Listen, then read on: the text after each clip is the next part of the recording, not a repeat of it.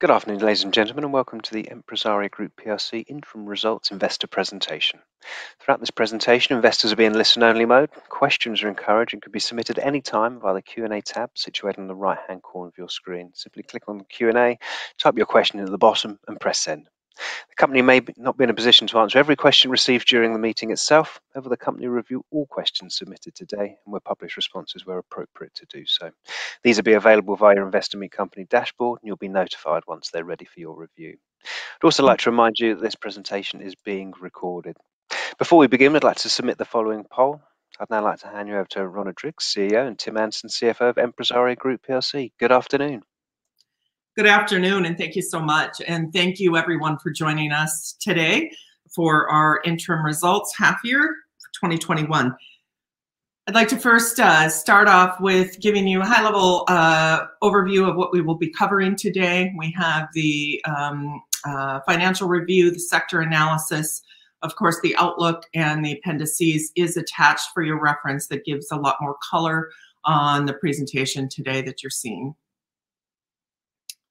So first, a high-level overview, and I'll get into a little bit more depth here as we go through the presentation. But just as a reminder, we are a global diversified staffing group operating in 6 sectors, 19 countries, and servicing many more than that.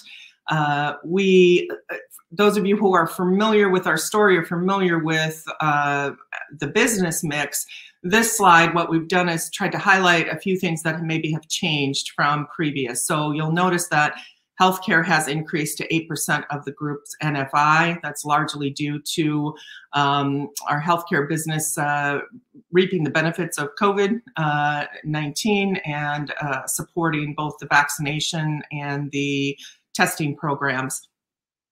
In addition, APAC reduced to 34% of the group NFI due to the impact of the aviation industry. That industry has been hit very hard, and that will take time. We'll talk about that a little further in the deck, but it will take time to recover. 75% of our net fee income is from outside of the UK, and something else to note on our temp-perm split. While it looks like it's in line with prior year, if we excluded aviation, temporary proportion has increased. So again, if you recall in previous presentations, we've noted that ideally we'd like to get to a 70 contract perm, or 70 contract, 30 perm split, and we are making strides in progress in that area. Overview of the half one, we've had strong recovery in profits. Our adjusted profit before tax, 67% up on prior year and 8% ahead of 2019. Progress on our net fee income recovery. Q2 was up 30% on prior year with growth in all sectors. Q1 was down 19% versus prior year, and that reflects the strong pre-COVID comparator from Q1 of 2020, where if you recall, we had a very strong start to 2020 prior to COVID. And H1 is up 1% on prior year, up 4% in constant currency on NFI.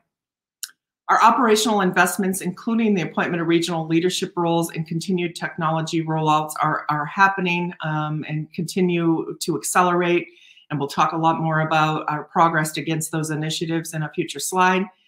And we are seeing that demand is returning to pre-pandemic levels in many markets. However, what we are experiencing around the world is a skill shortage at a 15-year high, which means while we have the demand, the supply is not as strong. So it is imperative that we focus on making sure that we're attracting and engaging our candidates much more actively than maybe we have in the past, and continuing to find those skill sets to meet our clients' demand.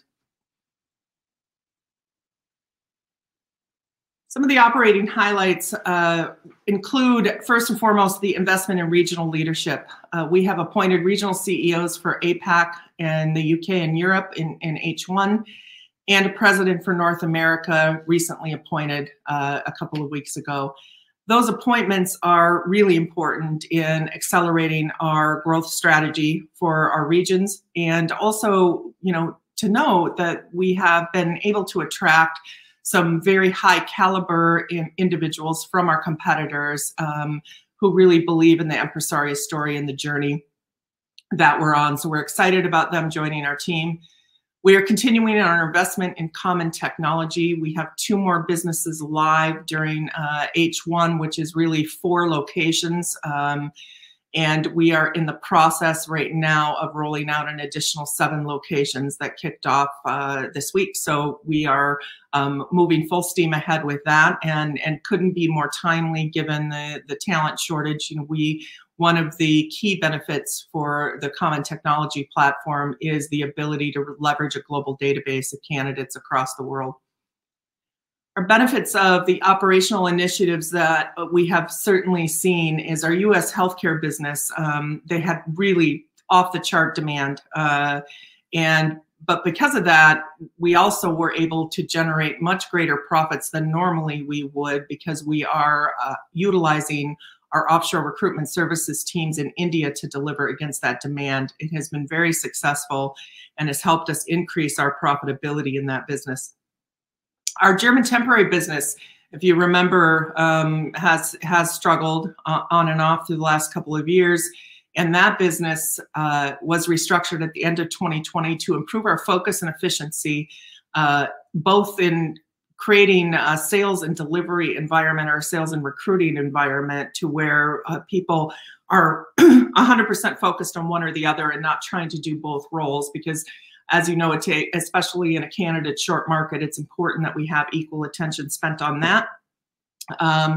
And you will see that they have much improved performance in both net fee income and profits in H1 as a result of that.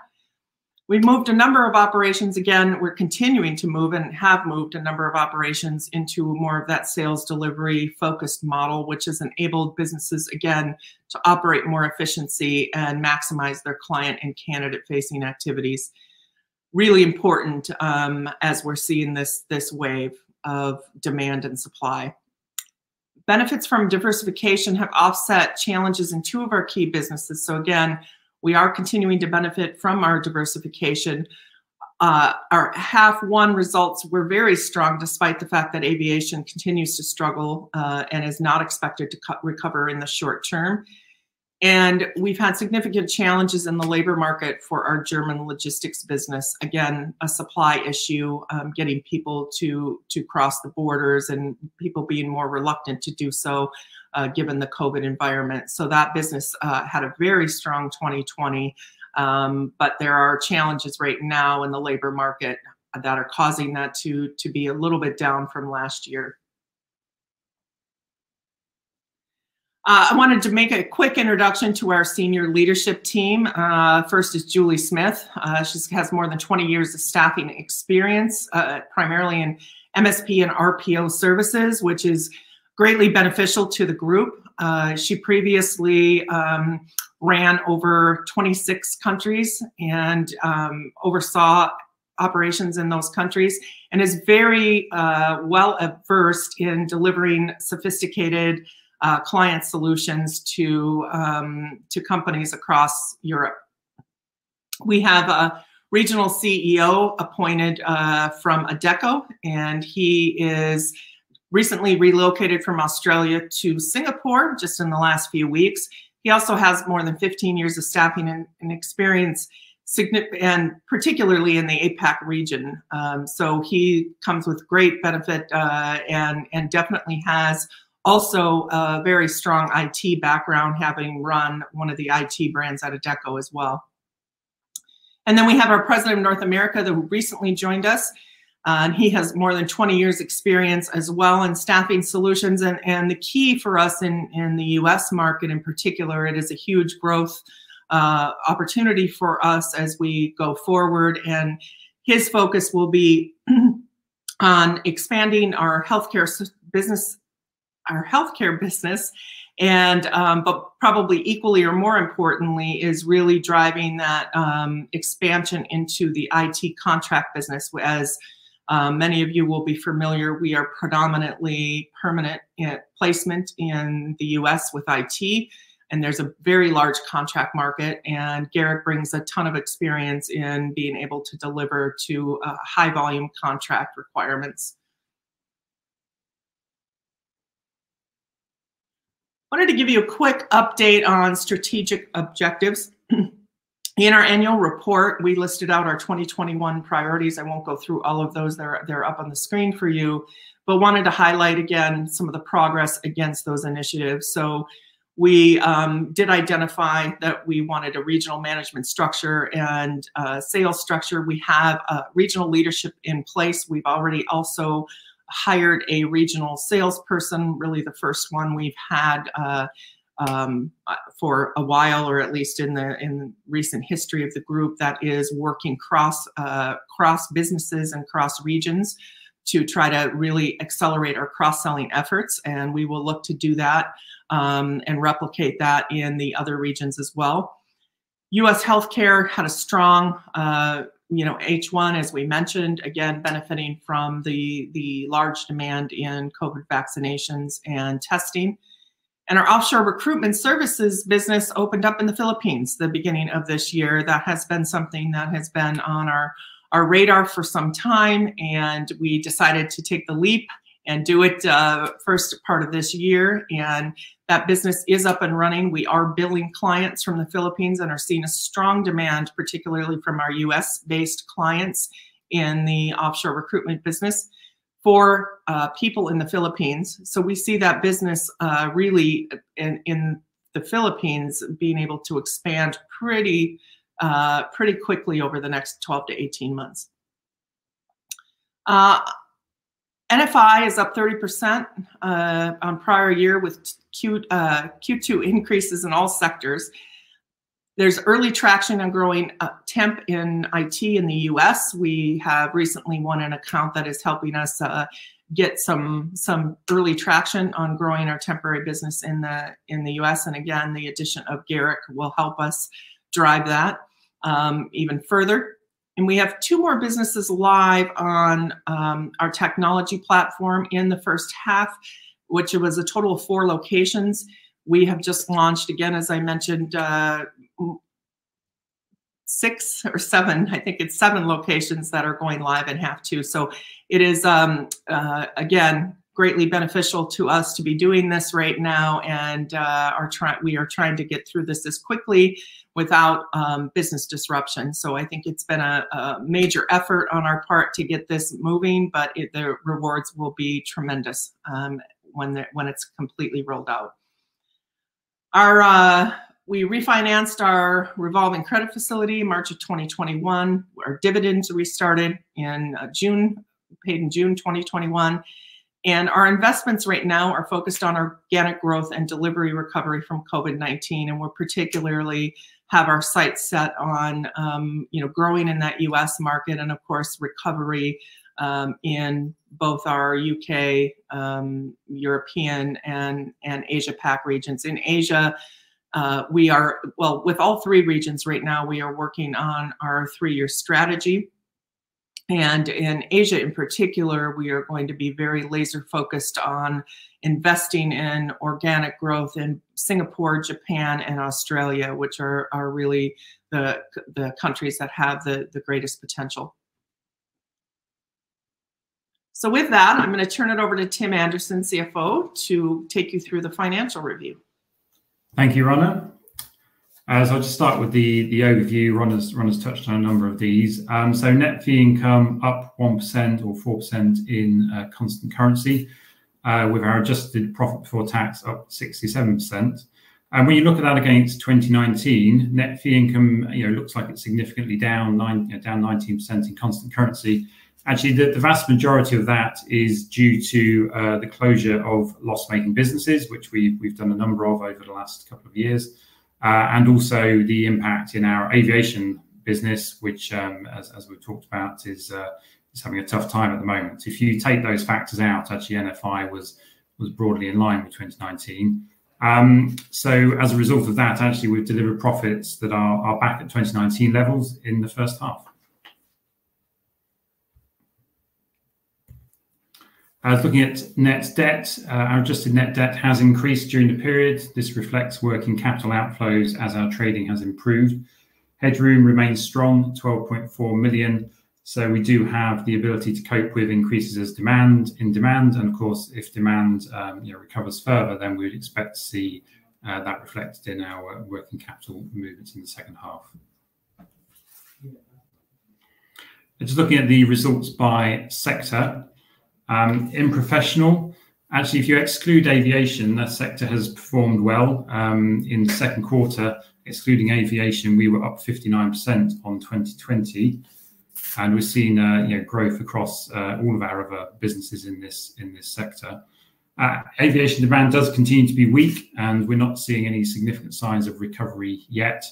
If you look at the Asian markets in particular, where probably around 2/3 of our businesses, the lockdowns continue. We're seeing ongoing disruption to aviation, internal flights being cancelled, etc. However, we do see that this business will have good medium and long-term potential, even though we expect these short-term challenges to continue for the foreseeable future. The temp perm mix in this sector has been a bit skewed by our aviation business. Aviation is essentially 100% temp, whereas the rest of the sector is majority perm. So although perm was most heavily impacted last year, generally speaking, this sector it looks like it shifted more towards perm than temp, but that's a function of the aviation impact. So moving on to IT, we've had a very strong performance from our business in Japan this year. They've grown both profits and net fee income on 2020. In the US, we had a pretty solid first half, albeit behind a very strong 2020 comparator. Whereas in the UK, we've seen some improved profitability as a result of the restructuring activity we undertook at the end of last year. And we do see ongoing, our UK business actually places the majority of its work outside of the UK. So mobility of talent is a real challenge for them. And as Ronna touched on earlier, when we were talking about the logistics business, mobility of talent across Europe is still challenging. Overall, those sectors perform well, and adjusted operating profit has increased on last year. Healthcare has had a very strong first half. It's a record half for this sector. We've seen strong growth across revenue, net fee income, and adjusted profit. And really, that flow down from net fee income to profit is a result of the operating model, which is highly efficient, utilising our Indian offshore recruitment services business. We would expect the activity levels to drop back closer to normal levels in the second half as vaccination programs across the US and Finland start to slow down. However, we are looking at other revenue streams that we hope to come online to replace that. In property construction and engineering, our core business supplies sales staff to the new home sector, and demand there has remained extremely low. Although the housing sector in the UK is very strong at the moment, what has happened is those businesses have changed the way in which they're operating during COVID, and that has reduced their requirement for temporary staff that we are supplying them. The sort of last restrictions on the UK COVID restrictions may well be the catalyst for change in demand. What we'll see over the next few months is whether that demand will return, or whether the changes to the operating models that have been put in place over the last 18 months become more permanent. We do have a focus on changing the focus of this business to areas with high demand, such as white-collar construction roles. And so we'll be looking to rebuild this business either via the recovery of the new home sector or by diversifying into other areas. In commercial, we've had an overall positive performance with increases in revenue, net fee income, and profit. In Germany, we have had some challenges with our logistics business. We've had good demand, but difficulties recruiting workers due to the strong labour market, and that ability to get workers to move into Germany from Eastern Europe has meant that it's been difficult to supply that demand, and the business has got lower NFI and profits than in the previous year. However, elsewhere in Germany, our temporary business has performed extremely strongly. Ronna touched on this earlier. We did that restructure at the end of last year, and that's given us a good boost in H1. We are expecting some short-term challenges. We do have a lot of automotive clients and there's been supply issues in that sector, and we're seeing extended summer factory closures. So we expect some short-term impact from that. Elsewhere in LATAM, we've had very good performances in Chile. They've dealt very well with COVID. They've had a very strong vaccination campaign, and that's enabled businesses there to continue to operate effectively. Peru has been more challenging. They've dealt with the COVID situation much less well, and that's had a knock-on effect on the economy there. So that has had a more challenging first half. And then in our offshore recruitment services business, our Dubai operation, we classify under this sector.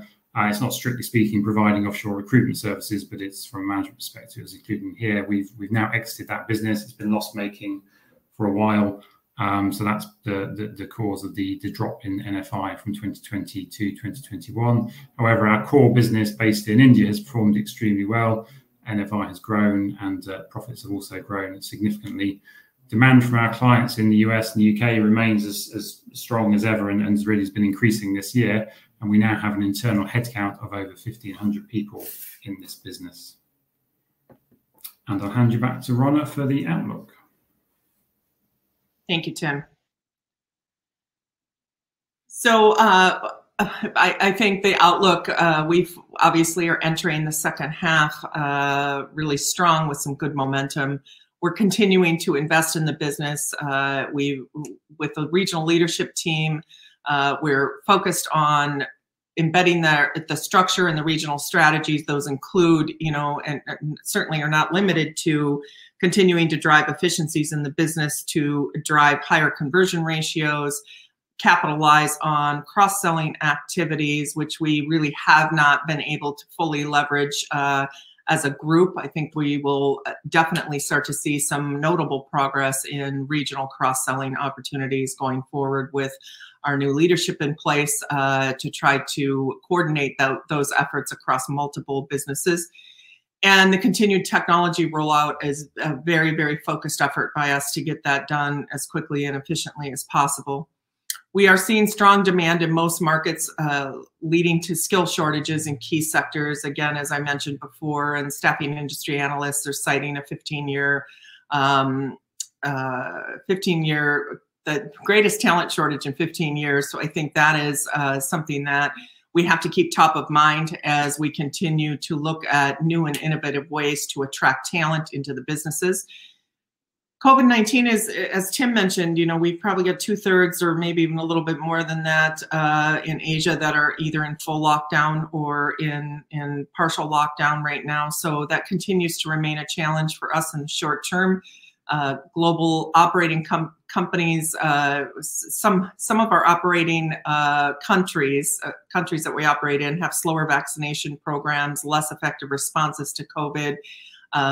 We expect the drop-off in healthcare's vaccination programs slow in the US and Finland. However, we are looking at other areas. For example, we have started to get some very early traction and success in travel nursing and are really starting to pick up that piece of business. So we see that as certainly an opportunity to offset some of the high demand we've had in the other areas.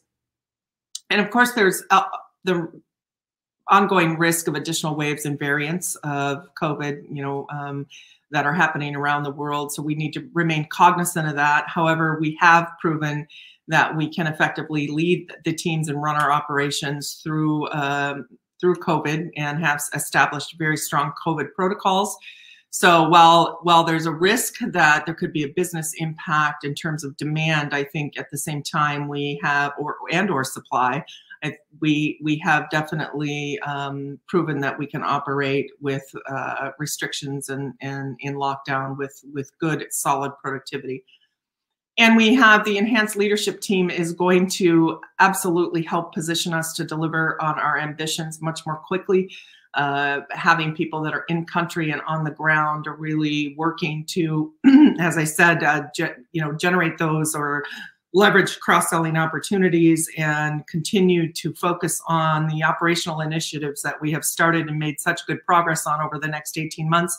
There's still more opportunity there, and I look forward to reporting back to you at the end of the year.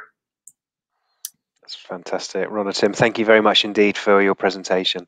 Ladies and gentlemen, do please continue to submit your questions using the Q&A tab situated on the right-hand corner of your screen. But just while the team take a few moments to review those investor questions submitted already, I'd like to remind you the recording of the presentation, along with a copy of the slides and the published Q&A, can be accessed via your investor dashboard on the Investor Meet Company platform.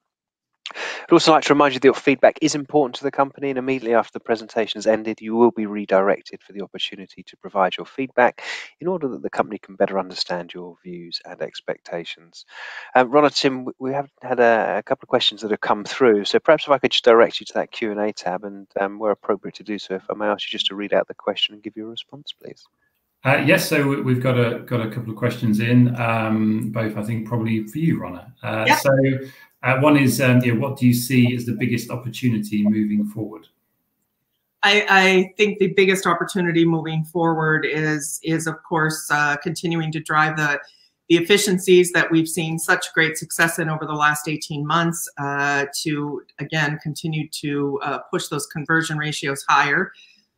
Cross-selling opportunities, and I think that's one of the other questions on here. We have small wins in terms of cross-selling opportunities, but nothing real notable at this point, just because of the kind of the lack of coordination across the multiple businesses. So I do believe that that is a huge opportunity going forward for us in leveraging our leadership team to help drive that.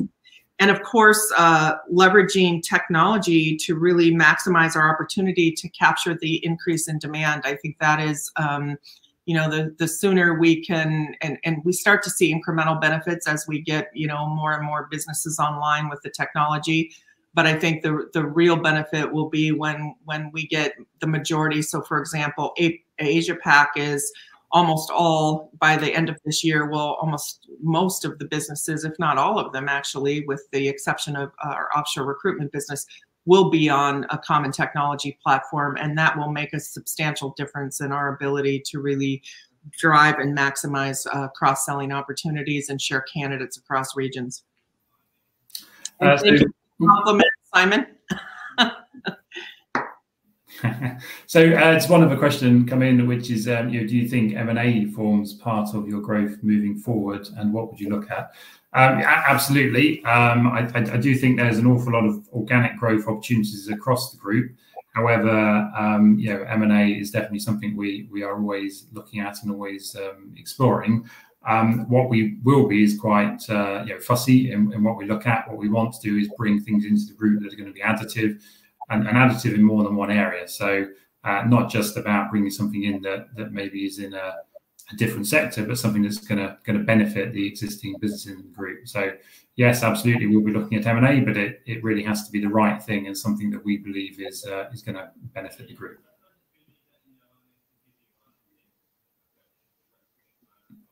I think that's all the questions. I think you have just covered them all off there. And of course, if there are any further questions that do come through, the team will be able to review all questions submitted today, and we can publish those responses back out where appropriate to do so. Ronna, just on that note, if I may, just a few final words to close off before we redirect the attendees to give you some feedback, please. Well, first, I want to make sure to thank each and every one of you for, first of all, for spending time with us today, but also for your ongoing support of the group and interest in our future. I also want to note that you probably may not have noticed the subtle logo on the first slide, but we are celebrating our 25th anniversary as a group this year, so that's exciting. And I would probably close by saying I really do feel that we are reinventing ourselves in the marketplace. We're doing the right things, and I am confident in our ability to continue to deliver on our ambitions. So thank you all very, very much for your support, for attending today. And I look forward, if you have any other questions, please submit them after, and we will be sure to answer them. That's fantastic. Ron and Tim, thank you indeed for updating investors today. Could I please ask investors not to close the session, as you'll be automatically redirected for the opportunity to provide your feedback in order the team can better understand your views and expectations. This will only take a few moments to complete and is greatly valued by the company. On behalf of the management team of EMPRESARIA Group PLC, we'd like to thank you for attending today's presentation. That concludes today's session. Thank you.